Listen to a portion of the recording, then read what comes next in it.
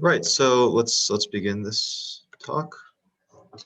Okay, so as was introduced, today we'll be trying to answer this sort of fundamental question: how do we construct any weakly infeasible semi-definite program and bad projection of the positive semi-definite cone?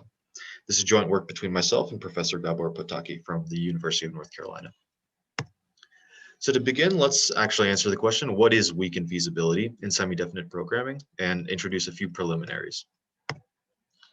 So let's say we're given a collection of symmetric matrices, A1 through AM.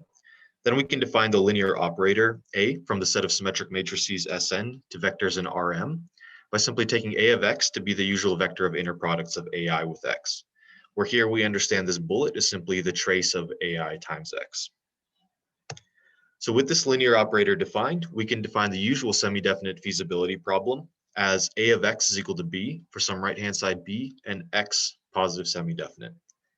From here on, we'll describe this problem as P, or the primal problem. So it's easy enough to see that if we have a solution to this linear system of equality constraints, call it x naught, then if we define the affine space H to be the x naught plus the linear span of the null space of A, then the feasible set of P is simply the intersection of this affine space H plus intersected with the semi-definite cone, as we can see by this cute little diagram below. Right, so with this in mind, we'll introduce a little bit of vocabulary. We say that the problem P is strongly infeasible if there's a positive distance between this affine space H and the positive semi-definite cone. And otherwise, we say it's weakly infeasible. So to see what a weakly infeasible SDP looks like, let's consider the classical example described here. Let's say we want to find a 2x2 positive semi-definite matrix such that the upper left-hand corner is 0 and the off-diagonal elements are 1. Well, in this case, if x satisfies these equality constraints, then we know x has to be of the form described here, with 0 in the upper left-hand corner and 1 on the off-diagonals, and the lower right-hand corner being free. So clearly, this problem is infeasible, because if we look at the 2x2 minors of this guy, we can see that no positive semi-definite matrix can satisfy this form. However, if we simply switch this 0 to be 1 over x22 and make x22 large, then we can find matrices of this form, which actually pass arbitrarily close to the affine space described by the linear constraints here, and are positive semi-definite. So to visualize this, if we fix x12 to be 1 and look at the set of positive semi-definite 2x2 matrices, then that set is described by this blue hyperbola and the region above it. Meanwhile, the linear solution space to the simple example here is simply described by the horizontal axis here. So as we can see, as x22 gets arbitrarily large, the affine space H passes arbitrarily close to without ever intersecting the semi-definite cone. And this is sort of the usual visualization which we want to imagine when we look at weak infeasibility. So maybe I'll pause at this point if there are any questions. If not, then let's look at the main idea of our work. That is, we want to express this affine space H in two different ways. So the first way with these linear equality constraints allows us to say that if we express the H in this way, then we have A1 is equal to this matrix here and A2 is this matrix here. And so any X which has a 0 inner product with A1, obviously a 0 in the upper left-hand corner, and a non-zero inner product with A2 is non-zero in the off-diagonal element. And so this representation certifies infeasibility of that simple example we saw above. Meanwhile, an alternative representation for H is using this sort of generator representation, where we look at x2 of this form plus the linear span of x1 with this form described here. And as we saw in the previous slide, this representation of the affine space H actually certifies the problem's not strong in feasibility, since we can make lambda arbitrarily large and switch the upper left-hand corner of the corresponding matrix generated to be 1 over lambda to get a positive semi-definite matrix, which is arbitrarily close to H. Yes, it looks like there is, you can pause it, yes. Okay, so in this case, one representation here certifies the problem's infeasibility. Meanwhile, the other representation certifies it's not strong in feasibility. So at this point, if we maybe sort of squinted at these A1, A2, and X1, X2, we would see that they share some sort of common echelon structure. And in fact, we'll see later on in this work that this is not unique to this example. And in fact, any weakly infeasible SDP can sort of be untangled into this, visualizing this echelon structure using only elementary invertible row operations and congruence transformations. So this sort of highlights the main idea of our work. Maybe before I proceed, let's see if there are any questions on this simple example.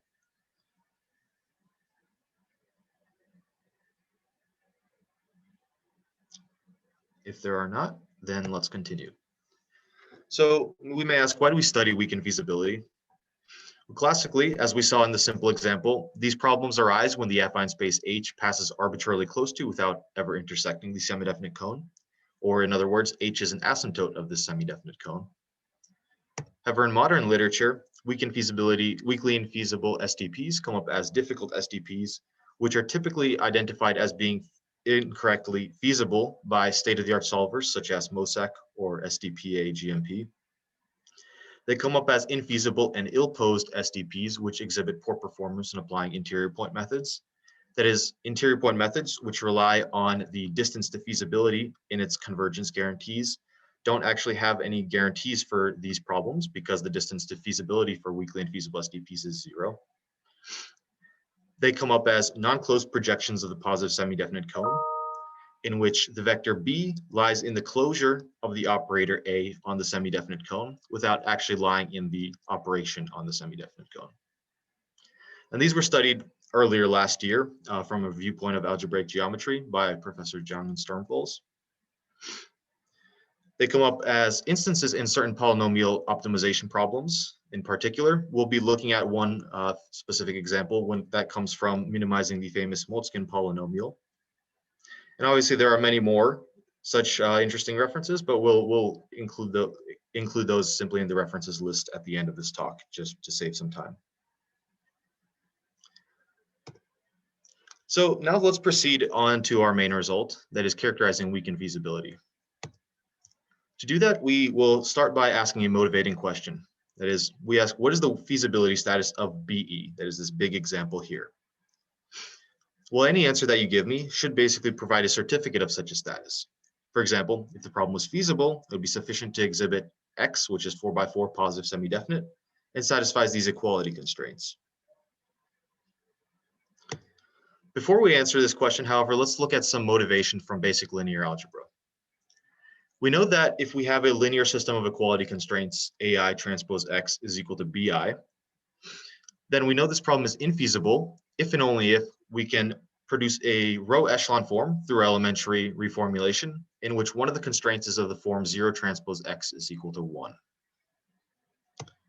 In such a case, this constraint 2 certifies infeasibility of the original problem 1. And so if we append 2 to any linear system of equality constraints, this allows us to generate any infeasible system of linear equalities, up to some reformulation, of course. Now, our goal is to basically sort of massage this and find a similar characterization of for weakly infeasible semi-definite programs.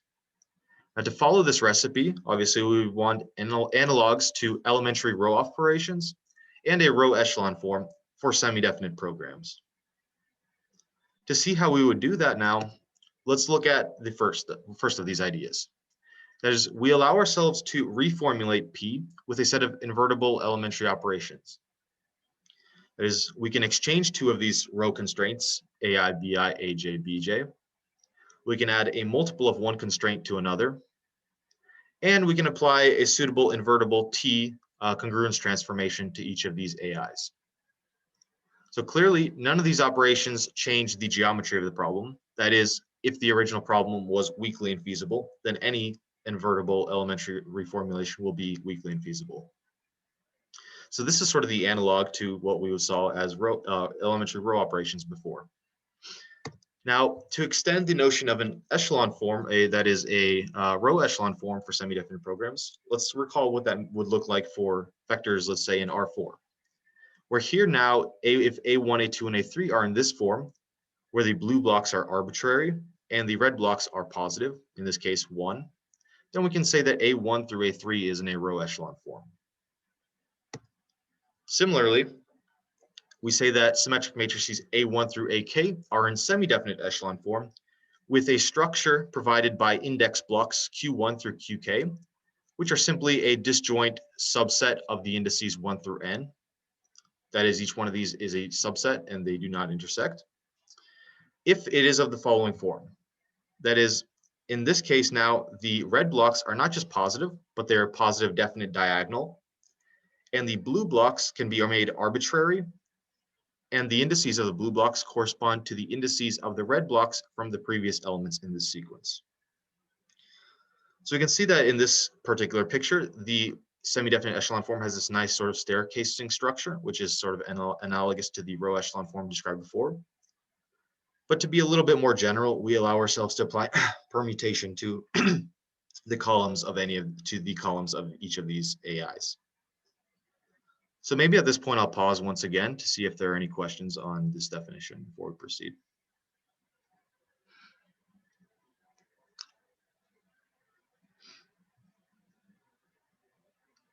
Okay. If there are no questions, then let's continue.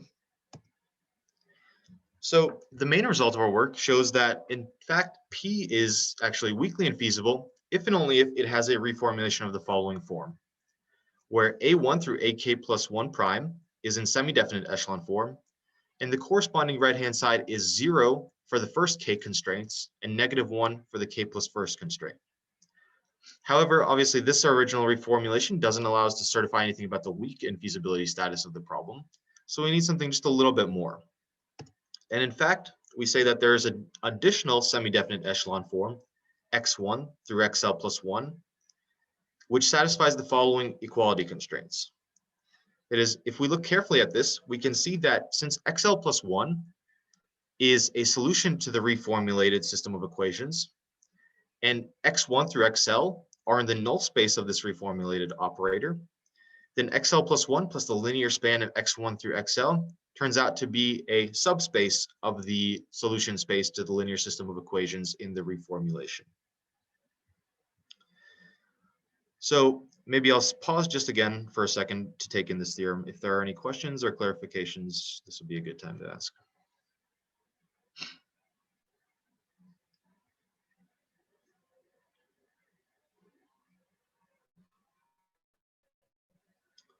All right. If not, then maybe we'll continue then. So if we look at the feasibility of the big example, which we saw before, then after a reformulation of the problem, we obtain A1 through A3 prime in the following form, with a right-hand side B prime being 0, 0, and -2. Meanwhile, we can find x1 through x3 in semi-definite echelon form of the following structure described here. So in this case, we may ask, how exactly do these two certificates certify the status of weak infeasibility for the big example? And to see that more carefully, let's look at this part by part. So to see that the problem is actually weakly infeasible, we will use the first certificate, that is this first echelon form, semi-definite echelon form, A1 prime through A3 prime.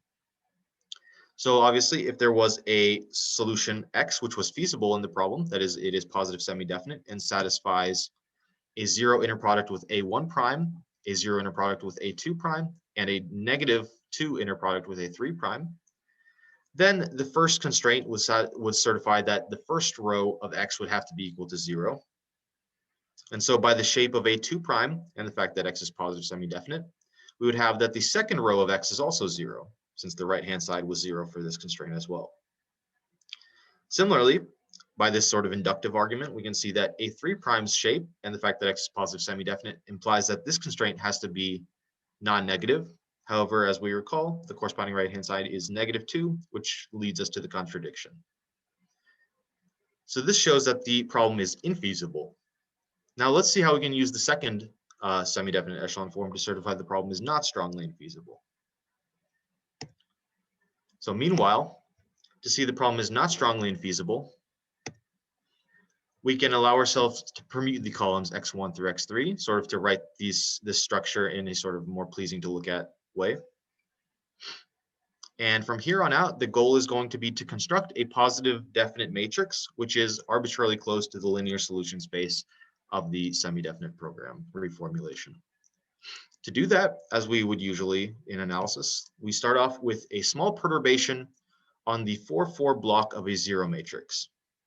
And our goal is to sort of build this positive definite certificate from here on out.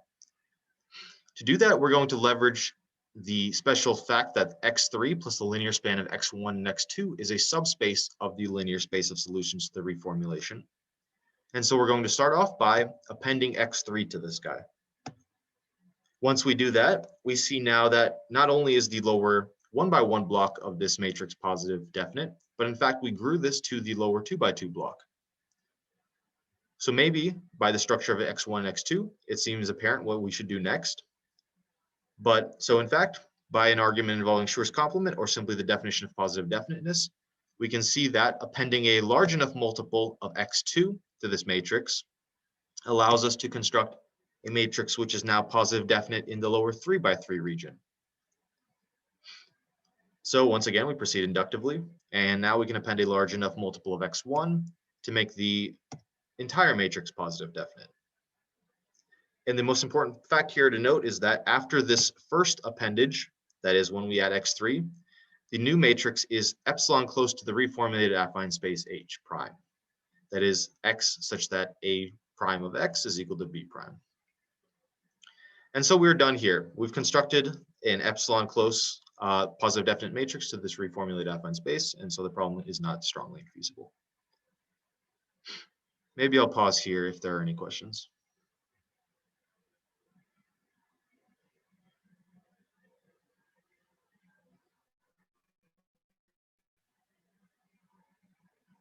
Okay, if there are no questions, then let's continue the next section. So the next section of this talk is the idea of how do we use this now echelon form to generate any instance of a weakly infeasible semi-definite program. So up until now, has been a pretty difficult question to answer in its entirety. I mean, there have been methods to generate subclasses of weakly infeasible SDPs. However, since our echelon form describes any weakly infeasible SDP, we hope to leverage it to sort of solve this problem in its entirety.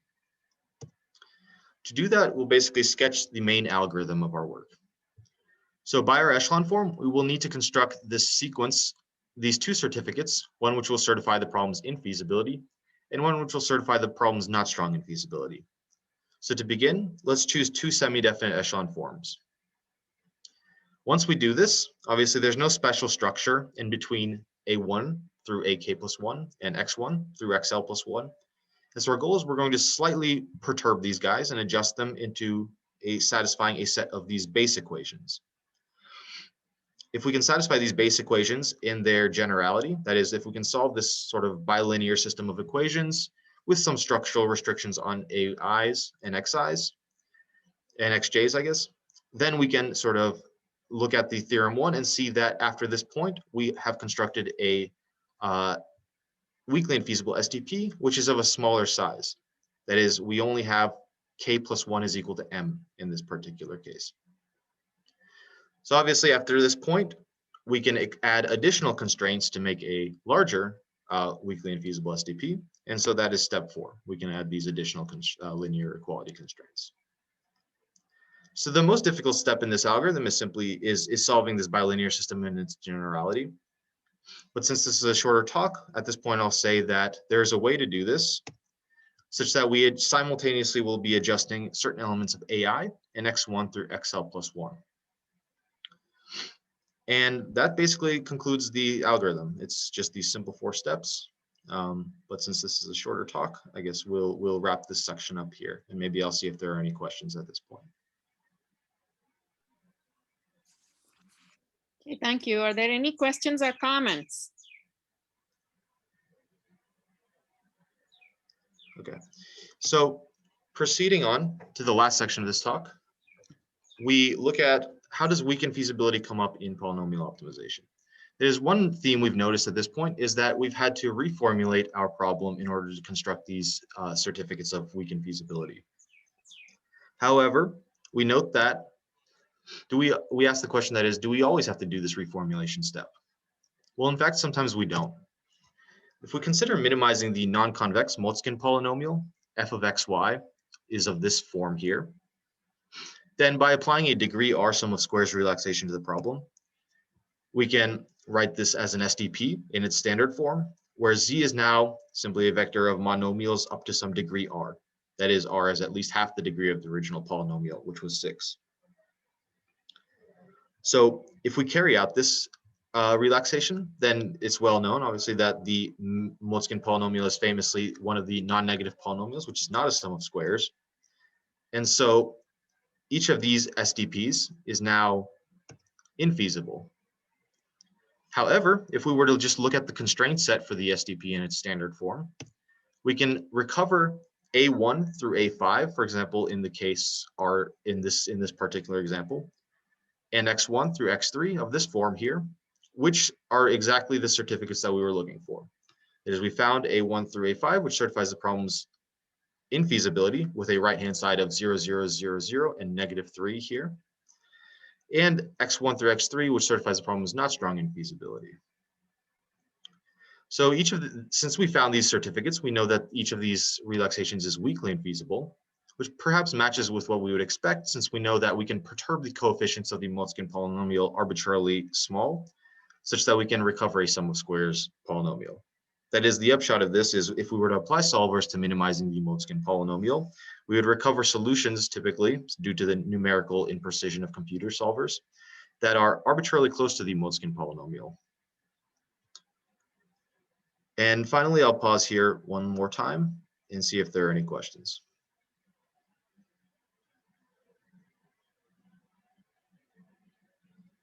If there are not, then I conclude with a few relevant papers of interest. And otherwise, thank you so much for listening to this talk.